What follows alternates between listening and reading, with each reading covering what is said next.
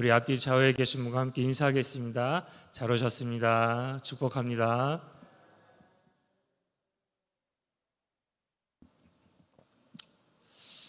아멘. 네, 오늘 제가 함께 나눌 말씀의 제목은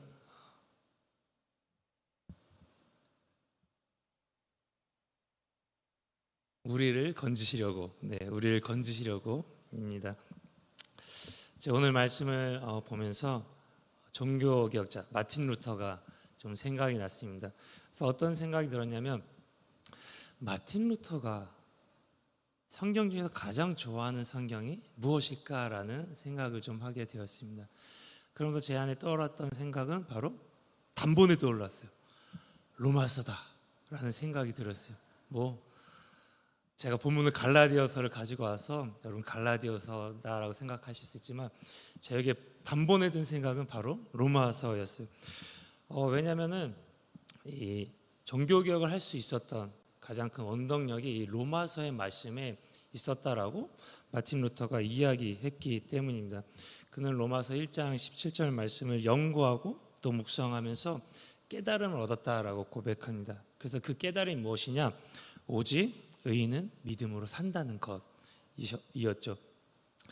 그래서 마틴 루터에게 있어서 로마서는 너무나 귀중한 말씀이다라고 그는 선포하면서, 그는 이제 로마서에 대해서 중요함에 대해서 이렇게 이야기합니다. 로마서는 정말 신약 성경 중에서 가장 중요한 부분이며 참으로 가장 순수한 복음이다. 로마서는 모든 크리스천이 마땅히 마음으로 모두 알아야 할 뿐만 아니라 매일매일의 영혼의 양식으로 묵상하여야 할 만큼 가치를 지니고 있다. 그러니까 마틴 루터가 이 로마서를 얼마나 사랑하는지 알 수 있는 대목이죠. 얼마나 로마서를 중요하게 생각하고 이 로마서의 가치를 두고 있는지 알 수 있습니다. 그런데 로마서 말고도 루터가 사랑하는 성경이 또 있습니다. 그것이 바로 오늘 우리가 살펴볼 갈라디아서 말씀입니다. 루터는 성경의 모든 책 가운데 갈라디아서를 최상의 책으로 꼽는다라고 말하는 학자들도 있을 정도였습니다. 그래서 그는 갈라디아서에 대해서 마틴 루터는 또 이렇게 이야기합니다. 갈라디아서는 나의 서신이다. 나는 갈라디아서와 결혼했다. 갈라디아서는 나의 캐서린이다 라고 고백했습니다. 캐서린은 마틴 루터의 아내의 이름입니다. 그래서 갈라디아서는 나에게 있어서 나의 아내와 같은, 나는 갈라디아서 결혼했고 한 몸을 이뤘다. 나는 곧 갈라디아서다 라고 이런 놀라운 고백을 하면서 갈라디아서가 나의 사랑하는 성경이다 라고 그는 고백하고 있습니다. 루터가 이 갈라디아서를 로마서만큼 또 로마서보다 더 사랑하는 데는 그만한 이유가 사실 있습니다. 로마서 1장 17절 말씀은 하박국 2장 4절 말씀을 인용한 것인데, 이 말씀은 동일하게 갈라디아서와 히브리서에서도 인용이 되는 말씀이기도 합니다. 갈라디아서는 이렇게 인용하고 있습니다. 또 하나님 앞에서 아무도 율법으로 말미암아 의롭게 되지 못할 것이 분명하니 이는 의인은 믿음으로 살리라 하였음이라. 그러니까 이 갈라디아서 3장 11절 말씀을 통하여서 하박국 말씀을 좀 더 심도 있고 집중하여서 살펴보았다라는 것이죠. 그래서 이 갈라디아서 말씀을 통하여서 이신층이 우리가 믿음으로 의롭다함을 얻습니다라는 고백을 하게 되었다라는 것이죠. 우리는 쉽게 로마서의 말씀이, 이신층의 말씀이 가득 담겨져 있다라고 우리는 생각하지만, 이 갈라디아서의 말씀이 진정 이신층의 정수를 담고 있는 책이다라는 것이죠. 그래서 마틴 루터에게 있어서 이 갈라디아서의 말씀이 너무나 소중한 책이 될 수밖에 없었던 것입니다. 그래서 이신층의 내용을 상세히 다루고 있는 이 책을 너무나 사랑한 특별한 이유가 있는데, 그것은 그가 활동하던 그 당시에 종교개혁을 이루고자 하는 그 당시에 구교에서는 행함으로 구원을 받는다에 포커스를 맞추고 있었기 때문입니다. 선행을 해야 우리가 하나님께 구원을 받을 수 있습니다라고 그 당시 이야기했기 때문이에요. 무엇보다 그 당시에 무엇을 팔았죠? 면죄부를 팔았어요. 이 면죄부를 팔면서 그들이 이야기했던 것이 그것이었죠. 여러분, 면죄부를 사기 위해서 드려진 그 헌금, 이 헌금이 헌금함에 떨어지는 순간 그 소리로 인하여서 여러분의 죄가 사함받고, 또 여러분의 가족들 중에 연옥에 있는 자 있다면, 하나님 나라에 바로 가지 못하고 연옥이라는 곳에서 지금 대기하고 있는 가족들 있잖아요. 그 가족들이 이 동전 떨어지는 소리에 하나님 나라로, 하나님 곁으로 올라가게 됩니다라는 이야기를 했다라는 것이죠. 그렇게 여러분의 가족을 구원하기 위해서는 면죄부를 사야 됩니다라고 그 당시에 구교에서는 이야기하고 선전해 왔습니다. 그리고 이것은 갈라디아서를 기록될 당시, 바울이 이 갈라디아서를 기록할 당시에 갈라디아 교회 상황과 크게 다르지 않았다라는 것입니다. 당시 갈라디아 교회에는 유대인 교사들이 들어와 있었습니다. 이들은 유대인이며 또한 그리스도인이었습니다. 예수님을 믿는 사람이었지만 그들에게는 오랜 시간 유대인으로 살아왔던 과거와 전통과 역사가 있었던 것이죠. 자연스럽게 당연하게도 그들은 유대인으로서 살아왔고 유대인으로서 생각하고 유대인의 마인드로 가지고 살아왔던 사람입니다. 모든 것을 유대인의 사고로 가지고 살 수밖에 없는 것이죠. 우리나라 사람들이, 제가 미국에 가든 외국에 간다 할듯 그거에서 우리는 한국인의 마인드로 살아갈 수밖에 없다라는 것이, 우리 안에 있는 빨리빨리 피가 그곳에서도 여전히 작용하게 되는 것이고, 우리로 하여금 김치의 그 땡금은 오랫동안 그곳에 산다고 해서 사라질 것이 아닌 것이죠. 이처럼 그리스도인이지만 그들의 깊은 곳에 있는 정체성은 유대인이었기 때문에 그들은 유대인으로 살아갔고, 또 이들은 유대인의 흔적 또한 가지고 있는 사람들이었습니다. 그러니까 마인드뿐만 아니라 그들의 육체 안에도 유대인의 흔적이 있었던 사람이죠. 바로 할례입니다. 이는 없앨 수 있는 것도 아니었어요. 내가 그리스도를 믿었기에 이제 할례는 필요 없습니다라고 고백할 것도 아니었고, 또 실제로 없앨 수 있는 것도 아니었어요. 그리고 없앨 이유도 사실 없었던 것이죠. 왜냐하면 할례는 약속의 표시, 증표였기 때문이에요. 유대인에게 있어서 나는 선택받은 하나님의 백성입니다를 보여주는 것이 바로 할례였기 때문에 그들에게 있어서 할례는 자랑스러운 것이었다라는 것이죠. 그렇게 이들은 자연스럽게 그 자랑스러운 것을 다른 그리스도인들, 즉 이방인 그리스도인, 할례 받지 않은 자에게 너희들은 먼저 유대인이 되어야 된다라고 말했던 것이죠. 너희들은 먼저 할례를 받아서 하나님의 선택받은 백성이 돼야 돼. 그래야 하나님을 진심으로 믿고 따르는 하나님의 백성이 될 수 있다라고 이야기했던 것이 바로 그들의 이야기였습니다. 할례를 받아서 너희 육체에 선택받은 백성의 증표를 가지고 살아라. 이것이 복음이다 라고 그들은 이야기했던 것입니다. 즉 유대인 그리스도인들은 이방인 그리스도인들에게 이렇게 말하는 것이죠. 바로 너도 나와 같아져야 한다라는 것입니다. 내가 할례 받은 자인 것처럼 너도 할례 받아야 된다라고 이야기했던 것입니다.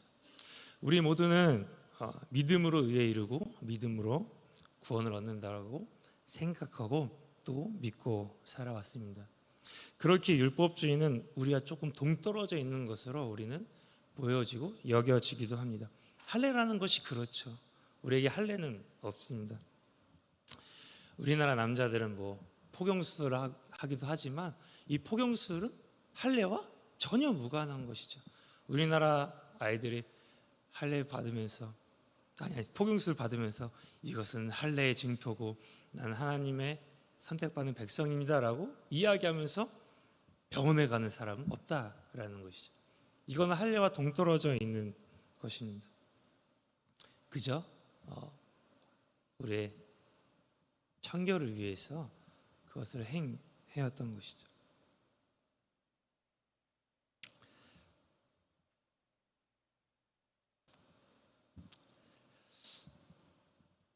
이처럼 할례라는 것은 우리와 너무나 멀리 떨어져 있는 것처럼 보입니다. 율법은 우리와 너무나 먼 이야기처럼 여겨지게 되는 것이죠. 오히려 우리에게는 율법을 너무 신경 쓰지 않아서 문제가 될 판국입니다. 율법을 어느 정도 지켜야 될 것 같다라는 생각이 들 정도로 율법을 너무 등한시하고 있는 것이 현재 우리의 모습이기도 하다라는 것이죠.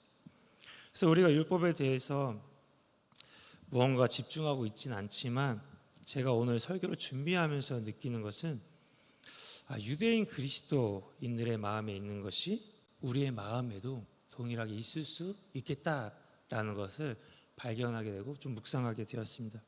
그럼 무엇이냐면 바로 너도 나와 같아야지의 마음이라는 거죠. 내 육체 할례 있는 거 보이지? 이거 너무 귀중한 거야. 너무 소중한 거야. 그러니까 너도 할례 받아야 돼. 너도 이것을 선택해야 돼. 이것이 선택받은 하나님의 백성이 가지는 징표야. 얼마나 좋은데 이것이 우리 안에 있을 수 있다라는 것이죠. 우리의 신앙생활의 모습이 이 할례와 같이 될 수 있다라는 것입니다. 내가 이만큼 기도하는데 너도 기도해야지. 내가 이만큼 말씀 묵상하는데 너도 묵상해야지. 내가 이만큼 충성 봉사하는데 너도 봉사해야지. 내가 이만큼 헌신하고 배려하고 사랑하는데 너도 해야지. 이것이 믿음의 증거야 라는 생각을 우리는 하기 마련이다라는 것이죠. 그러나 여러분, 행여나 이러한 마음, 이런 생각이 든다면 속히 내려놓으시기 바랍니다. 왜냐하면 이러한 생각은 우리가 살펴본 것처럼 율법주의적인 생각이기 때문입니다. 여러분, 이런 마음이 들 때 이 마음은 사탄이 주는 마음이다라고 생각하는 것이 낫습니다. 그만큼 이러한 마음은 우리 공동체를 깨기도 하고 우리의 마음을 어렵게 하는 것이기 때문입니다. 이러한 마음들은 나는 잘하고 있다라는 나이가 높아짐 속에서 나타나는 것이기 때문에 이러한 마음들은 사탄이 주는 마음이다라고 생각할 법한 마음이죠. 이러한 마음 속에서 모두가기 인형이 탄생하게 되는 것입니다. 모든 사람을 비방하고 비판하며 격려와 사랑을 세우는 것이 아니라 비난과 비판과 그러한 말들 속에서 교회를 세워간다라고 착각하기 마련이라는 것입니다. 무엇보다 이러한 마음이 심각한 또 다른 이유는 자신의 믿음과 신앙을 행위에서 찾고 행위로 인정받고자 하는 마음이기 때문이다라는 것입니다. 다시 설명하자면 할례자가 무할례자에게 할례를 받으라고 하는 이유는 할례가 소중하기 때문입니다. 그런데 이 할례로 인해서 나는 하나님의 백성이 되었죠. 나는 하나님께 선택받은 백성이 되었습니다. 그러나 이방인 그리스도인들은 그렇지 않았던 거예요. 그들은 할례를 받지 않아도 하나님의 백성이 되었고 하나님으로부터 선택받은 백성, 하나님을 사랑하는 백성이 되었다라는 것이죠. 그렇다 보니까 나에게 너무 소중한 이 할례라는 것이 어떻게 되었죠? 그들에게 의미가 없는 것이 되어버렸다라는 것입니다. 나에게 할례가 의미 있기 위해선 어떻게 해야 되죠? 다른 사람도 할례 받아야 돼라는 것입니다. 그러니까 이 할례라는 것에 자신의 신앙과 자신의 믿음을 투영시키고 있는 것이 유대인 그리스도인들의 모습이었다라는 것입니다. 나의 신앙생활을 의미 있게 만들기 위해서 다른 사람도 할례를 받고 할례를 의미 있게 여겨야 된다라고 그들은 이야기하고 생각했던 것이죠. 이것은 우리의 신앙에 있어서도 아주 위험한 요소가 될 수 있다라는 것입니다. 이는 예수 그리스도의 복음에 나의 신앙을 기반을 두는 것이 아니라 할례라는 나의 신앙 생활, 어떤 모습 속에 나의 신앙의 기반을 두는 것이기 때문입니다. 할례 말고 다른 말로 바꾸자면 기도가 될 수도 있겠죠. 기도하는 것이 나쁘다라고 이야기하는 것이 아닙니다. 그러나 기도하는 행위가 내 삶에 너무나 중요한 것이 되어버리면 안 된다라는 것입니다.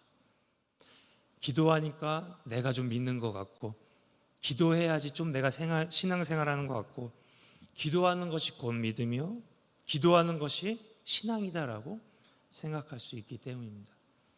기도하기에 내가 하나님의 백성이 되며 내가 기도하기에 하나님의 복을 누릴 수 있다라고 여길 수 있기 때문이라는 것이죠. 여러분, 물론 우리는 기도를 해야 됩니다. 우리는 기도하기 위해 모였습니다. 그러나 나의 신앙의 안정감을 기도를 하는 그 행위에 두고 있다고 한다면 이는 율법주의자적인 행동이 될 수 있다라는 것입니다.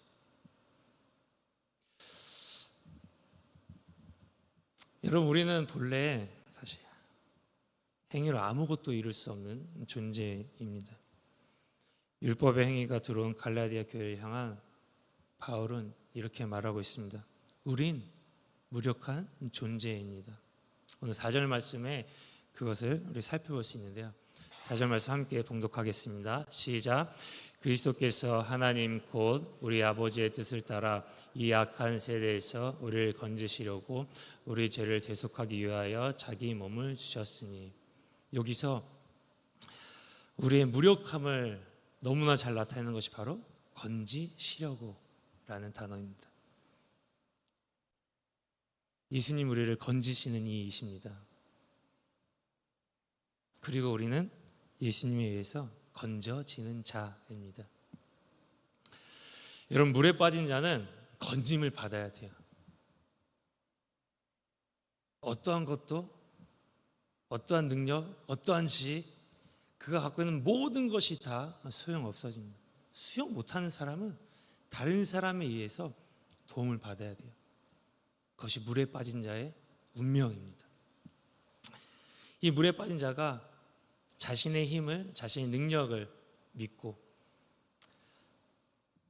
수영도 하지 못하는데 물에 나오고자 허우적거린다면 어떻게 되죠? 점점 가라앉습니다. 몸에 힘이 들어가면 들어갈수록 그는 점점 물 안으로 빨려 들어가게 되는 것이죠. 사람의 행위는 이처럼 노력하면 노력할수록 물에 빠지게 됩니다. 오직 예수 그리스도만이 우리를 건지시는 것이죠. 이것이 우리의 모습이고 예수님께서 우리에게 행하시는 복음의 메시지다라는 것이죠. 우리의 됨됨이나 행위는 우리를 결단코 구원하지 못합니다. 우리는 물에 빠져있는 자이기 때문에 그렇습니다. 수영 못하는 사람, 물에 빠진 자, 오직 예수님의 도움을 필요로 하는 자, 그것이 우리의 모습이기 때문입니다. 그렇게 우리는 오늘도 예수님을 바라보며 나아가야 되는 것이죠. 기도하러 나왔지만 이 기도의 행위 자체가 나에게 의의가 되면 안 된다라는 것입니다. 바울은 그것을 이야기하는 것이죠. 너희 할례? 그래, 귀하고 소중하지. 바울도 할례를 받았죠. 바리새인 중에 바리새인이었습니다. 가장 위대한 스승 밑에서 율법을 배우며 살아왔던 자입니다. 그런 그가 오늘 이렇게 이야기하는 거죠.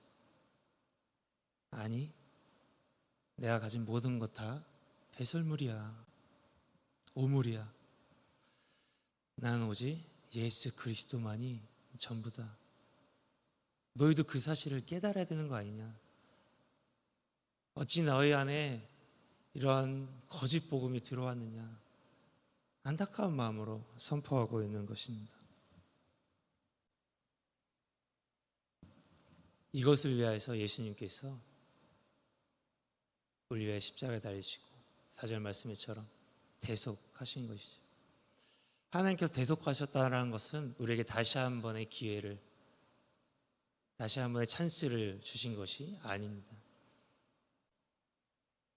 우리가 해야 되지만 할 수 없는 그것을 그분께서 대신 하셨다라는 것입니다. 그렇게 우리는 더 이상 율법이 필요하지 않는다라고 말씀하고 있는 것입니다.